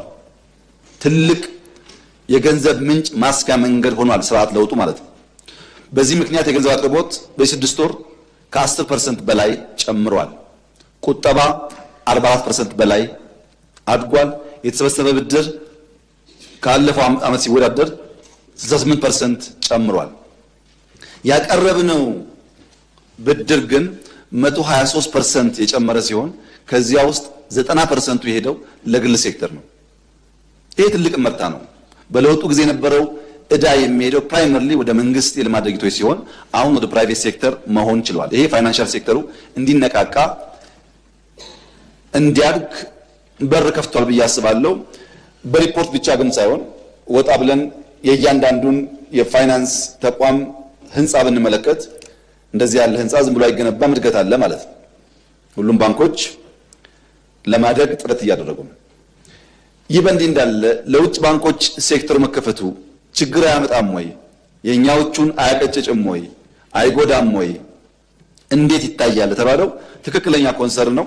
ላለፉት 20-30 ዓመታት የኢትዮጵያ ባንኮች ካለ ውድድር ብቻቸውን እንዲሰሩ ሙከራ ተደርጓል። በዚያም የተገኘ ውጤት፣ ልምድ፣ ሀብት አለ። ግን ሀብቱ ማደግ ባለበት ደረጃ እያደገ አይደለም። ባንኮች ባንክ መሆን ባለባቸው ደረጃ የማደግ ሂደታቸው በውድድር መታጣት ምክንያት ውስንነት ገጥሞታል። ለዚህም ሲባል የውጭ ባንኮች ቢገቡ ካፒታልና ቴክኖሎጂ ስለሚያመጡ ለአጠቃላይ እድገት ብቻ ሳይሆን የኛን ፋይናንሻል ሴክተር ማሳደግም ሚና ይኖራቸዋል። ልክ ሳፋሪኮም መጥቶ ቴሌኮምን ከተኛበት እንዳነቃነቀው ማለት ነው። ያግዛል። ይሄ ደግሞ ዝም ብሎ አይደለም። የኛ ባንኮች ከአጠቃላይ ኢኮኖሚው ያላቸው ድርሻ ከ5 እስከ 7% ብቻ ነው የኛ ባንኮች። ኬንያ ግን ስንሄድ ከ6 እስከ 8% ድርሻ አላቸው። ለምን? የውጮችም ስላለ። ናይጄሪያ ስንሄድ ከ10 እስከ 12% ከአጠቃላይ ኢኮኖሚ ባንኮች ድርሻ አላቸው፣ በርከት ያሉ የውጭ ባንኮች ስለሚንቀሳቀሱ። ደቡብ አፍሪካ ደግሞ ከ13 እስከ 15% ከአጠቃላይ ኢኮኖሚው የባንክ ሴክተር ድርሻ አለው። ለምን? ለረጅም ጊዜ የፕራይቬት ባንኮች የደረጃ አቅም ስለገነቡ የውጭውን ጨምሮ። ይህን እድል ማጣት የለብንም። በአንድ በኩል በቂ ብድር አይቀርብም፣ ፋይናንሻል ዲፕኒንግ ይቀረዋል፣ ፋይናንሻል ኢንክሉዥን ስራ ያስፈልገዋል እያል፣ በሌላ በኩል ደግሞ እውቀትና ቴክኖሎጂ የሚገኝበትን ዘርፍ መዝጋት ይጎዳል እንጂ አይጠቅምንም በሚል እምነት ነው የተሰራ ያለው። ያ ሲሆን ግን ከውጭ የምናስገባቸው ባንኮች እንዳለ መጥተው የኛን ባንክ አቅም የኛን ባንክ ውስን ልምድ የሚያንኮታኩቱ እንዳይሆኑ ምን ጥንቃቄ ይደረጋል ለሚለው፣ አንደኛ የውጭ ዜጋ በዜጋ ደረጃ በኢትዮጵያ ባንኮች ውስጥ ኢንቨስት ማድረግ የሚችለው ማክሲመም 7% አንድ ዜጋ። ሁለተኛ ተቋማት ከሆኑ ኢንስቲትዩሽንስ ከሆኑ ማክሲመም 10% ነው ኢንቨስት ማድረግ የሚችሉት። ስትራቴጂክ ኢንቨስተር የምንላቸው በፋይናንሻል ሴክተር የሚገቡ ከሆኑ ማክሲመም 40% ነው ሼር መያዝ የሚችሉት። በድምሩ የውጭ ባንኮች በተሰራው ሪፎርም የተከፈተው ማክሲመም 49% ሼር እንዲይዙ ነው። የግል የተቋም የነዛ የስትራቴጂክ ኢንቨስተር ተደምሮ 49% ሼር ነው የሚይዙት። ይሄ ራሱ የሚሆነው 5 ለውጭ ባንኮች የሚሰጥ ላይሰንስ በ5 ዓመት ጊዜ ይፈጸም ነው ያልነው። እና ምክር ቤት መጠየቅ ያለበት በጣም ኮንሰርቫቲቭ ናችሁ፣ ከፈታ አድርጉት፣ ይሄ በቂ አይደለም ካላችሁ ትክክለኛ ነው። እኛ ስላለቀቀን የድሮ በሽታ በጣም በትንሹ ነው የከፈትነው እንጂ ያን ያክል የኛም ባንኮች በሚያጠፋ መንገድ የተከፈተ አይደለም። 5 ላይሰንስ በ5 ዓመት ማክሲመም 49% ሼር ምን ጉዳት አለው? ከመጣ የግድ ከኛ ባንኮች ጋር ይሰራል ማለት ነው። የኛ ባንኮች ቢያደርጉስ ምን ይመከራል የተባለው? የኛ ባንኮች ባንክ መሆን አለባቸው። ባንክ መሆን አለባቸው። እቁብ ናቸው ብዬ አላሳንሳቸውም፣ ግን ባንክ መሆን አለባቸው። ባንክ ለመሆን ደግሞ በቂ አቅም አላቸው። ዝም ብሎ በየሰፈር ከሚከፈቱ ሰብሰብ እያሉ ሰውንም ካፒታሉን ቢደምሩ ትላልቅ ባንክ መሆን ይችላሉ። እንደ ሱቅ ቤት መሆን የለበትም። ባንክ ለኢትዮጵያ ጠንካራ 5-10 በቂ ነው። ጠንከር ካለ አሁን እንደምታውቁት ዲጂታል ዓለም ስለሆነ በዛም ስለምንጠቀም ማለት ነው። በየቦታ ከምንከፍት ሰብሰብ ቢሉ ይመከራል፣ ይመረጣል። አሊያ ውድድሩ ቀላል አይሆንም ማለት ነው። እስካሁን ባለው የፋይናንሻል ሴክተር ሂደት እነሱ እንዳይጎዱብን በጥንቃቄ ስለሆነ የውጮቹ ሲገቡ ተጨማሪ ካፒታልና ቴክኖሎጂ እናገኛለን እንጂ የሚፈራው ስጋት እምብዛም ይኖራል ብዬ አላስብም። በተለይ ባንኮቹ ላይ ባንክ መሆን የቻሉት ብዙ የሚጎዳሉ ብዬ አላስብም። ሌሎቹ ደግሞ ከሌላው ጋር የተሰናሰሉ ለማደግ ጥረት እንደሚያደርጉ ተስፋ አደርጋለሁ። የስራ ዕድል በሚመለከት ስራ ተቀዛቅዟል፣ ስራ የለም ለተባለው በጥቅል መልስ በ6 ወር ውስጥ 2.6 ሚሊዮን ሰው ስራ አግኝቷል። ባለፉት 20 ምናምን ቀናት ደግሞ 670 ሺህ ገደማ ከዚያ በላይ ሰዎች ስራ ይዘዋል። ይሄኛውን ወር ከጨመር ከ3.3 3.4 ሚሊዮን በላይ ሰው ስራ ይዟል። ይሄ ድሮ በነበረን ፊገር በአመት የምናሳካው ነው። ለምን ሆነ? በየቦታው የገጠር ኮሪደር፣ የከተማ ኮሪደር፣ ኢንዱስትሪ፣ ግብርና፣ ማዕድን፣ ሜጋ ፕሮጀክቶች በተለይም አዳዲስ ፍሪ ትሬድ ዞኖች መፈጠር በመጀመራቸው በርከት ያለ ሰው ስራ እያገኘ ይገኛል። ይሄ ብቻ ግን አይደለም። የውጭ የስራ ዕድል ባለፈው 6 ወር ይሄኛው ከጨመርን ይጨምራል ከ350 ሺህ በላይ ሰው የውጭ ስራ ዕድል አግኝቷል። ከነዚህ ውስጥ ከ7 እስከ 10 ሺህ የሚጠጉት ስኪልድ ፕሮፌሽናልስ ናቸው። ከእንግሊዝ፣ ከጀርመን፣ ከፈረንሳይ፣ ከሳውዲ ከብዙ ሀገራት ጋር በፈጠርነው ስምምነት ሰዎች ሰልጥነው እዚህ መጠነኛ ቋንቋ መጠነኛ እውቀት ይዘው ተፈትነው ነው የሚሄዱት። ባንክ አካውንት ከፍተው ልክ ሌላ ሀገር እንደሚደረገው በተወሰነ ጊዜ ዓመት ስራ ውስጥ በቂ ገንዘብ ይዘው ሀገራቸው ለመመለስ የሚያስችል በጣም ጤነኛ በሚባል ሴክተር የሚሳተፉ ናቸው። ይሄ ከዚህ ቀደም አልነበረም። ሶስተኛ ሪሞት ጆብ ያልነው ቨርቹዋሊ እዚህ ተቀምጠው ለውጭ ኩባንያ መስራት የሚባል ነገር ከጀመርነው እኮ ገና ዓመት አልሞላም። ባለፉት 6 ወራት ከ20 ሺህ ሰው በላይ እዚህ አዲስ አበባ ሆኖ ለውጭ ኩባንያዎች ቨርቹዋሊ የሚያገለግሉ ሰው ስራ ይዟል። ይሄ አዲስ ዊንዶ ነው፣ አዲስ የስራ መስክ ነው። በእነዚህ ሁሉ ተደማምረው በ6 ወር 3.6 ገደማ በ7 የዚህኛው ወር ከጨመርን ግን ወደ 3.34 ሚሊዮን ገደማ ሰው ስራ ይዟል። በቂ ነው አይደለም። አሁንም በጣም በርካታ ስራ መፍጠር አለብን፣ ሰው ብዙ ስለሆነ። ጅማሮ ውጤታችን ግን የሚያሳየው የመነቃቃት ምልክት እንዳለ ነው። ማዳበሪያው፣ ሪፋይነሪው፣ በክሪፕቶ ማይኒንግ የምንሰራቸው ስራዎች፣ የኤርፖርቱ ሲጨማመሩ በርካታ ሰዎች የበለጠ ስራ ዕድል እንደሚያገኙ ይጠበቃል። የመጨረሻው ጉዳይ ከቤት ጋር የሚነሳ ነው። ኢኮኖሚ በመልክ የተነሳው ቤት ችግር አለ የተባለው ትክክል ነው። የቤት ልማት ፖሊሲ በቅርቡ እንዳጸደቅን ይታወቃል። በሚቀጥሉት 5 ዓመታት 1.5 ሚሊዮን ቤት በመንግስት በግል በመንግስትና ግል አጋርነት መገንባት አለብን ብለን በጣም ሰፋፊ ስራዎች ጀምረናል። ፖሊሲው ጸድቋል። ሁለተኛው ተከታዩ ስራ ኢትዮጵያ ውስጥ የሞርጌጅ ስርዓት የለም። አንድ ሰው በሱና በሪል ስቴት ቢልደሩ መካከል ባንክ ዋስ ሆኖ ሰውየው ከባንክ ጋር ቢልደሩ ከባንክ ጋር የሚዋዋሉበትና ቢልደሩም ሳይጎዳ ገዢውም ለባንክ በየወሩ ከሚያገኘው እየከፈለ የቤት ባለቤት የሚሆንበት ስርዓት ወይም ሞርጌጅ ኢትዮጵያ ውስጥ አልነበረም። እሱን ለመፍጠር የባንክ ዝግጅት እያደረግን ነው። ፖሊሲ እያዘጋጀን ነው። ያ ጊዜው ሲደርስ ስንጨርስ የምናሳውቅ ይሆናል። የመሬት ዝግጅት እያደረግን ነው። የፋይናንስ፣ የመሬት፣ የቴክኖሎጂና የዲዛይን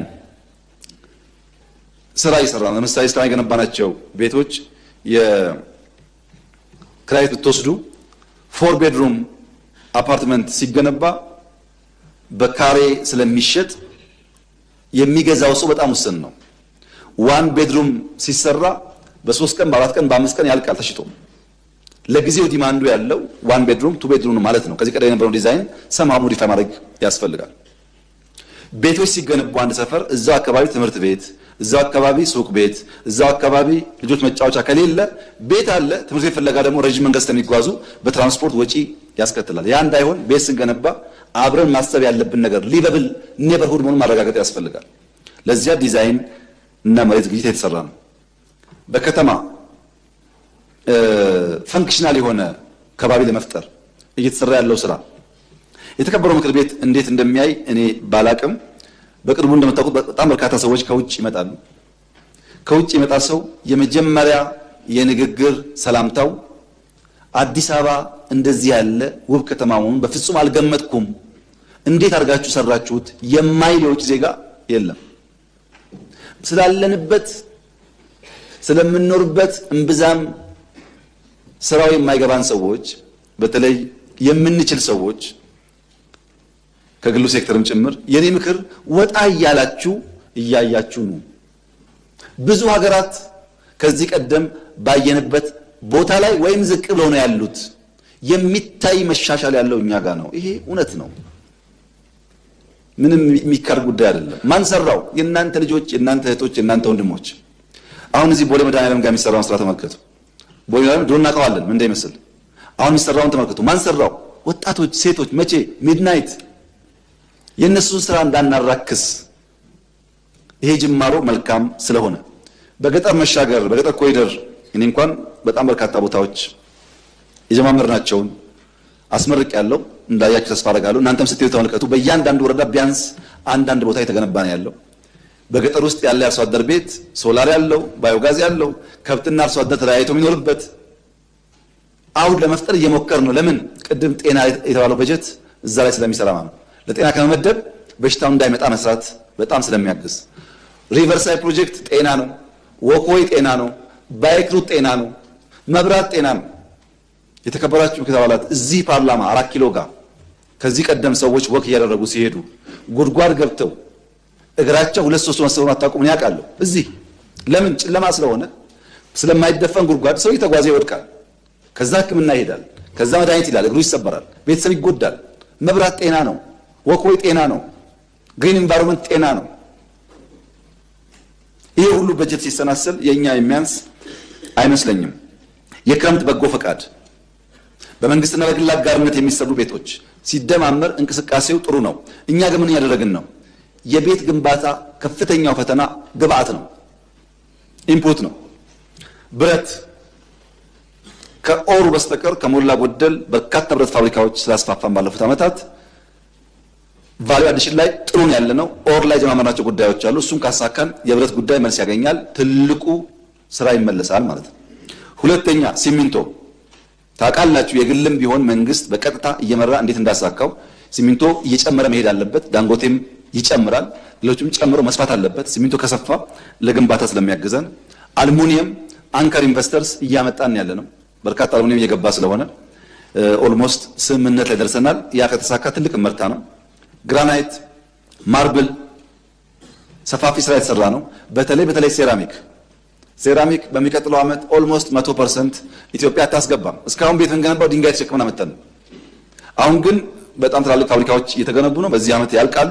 በሚቀጥለው ዓመት ከሞላ ጎደል የተለየ ፍላጎት ከሌለ በቀር ቤዚክ ለሚባል ቤት ግንባታ ሴራሚክ አናስገባም። እነዚህ ኢንፑቶች በጣም ወሳኝ ናቸው። መስታወት ማክሲመም 1 ዓመት ሊፈጅብን ይችላል። መስታወት፣ ሴራሚክ፣ ግራናይት፣ ማርብል፣ አልሙኒየም፣ ሲሚንቶ፣ ቀስ ብሎ ደግሞ ብረት። እነዚህን ካሟላን አሁን የተፈጠረ ያለው እጅ የፈታ ወጣት ተደምሮ ብዙ ቁጥር ያለው ቤት መገንባት ይቻላል። ግን ይሄ ብቻ አይደለም። የቤት መስሪያ ፋብሪካ እያመጣን ነው። ምን ማለት ነው? እዚህ አዋሪ ላይ ሁላችሁም እንደምታስታውሱት በ3 ወር G+10 እና ከዚያ በላይ አሳክተን አሳይተናል መስራት እንደሚቻል ቀን ከሌት። አሁን ግን አንዳንድ ቦታ እየሞከርን ያለነው በ3D ዲዛይን የተሰሩ ቤት የሚሆኑ ምናልባት ከጥቂት ወራት በኋላ ሲያልቁ ልታዩት ትችላላችሁ። ፋብሪካዎች እያመጣን ነው። በአንድ ወር ብዙ ቤት የሚገነቡ ማለት ነው።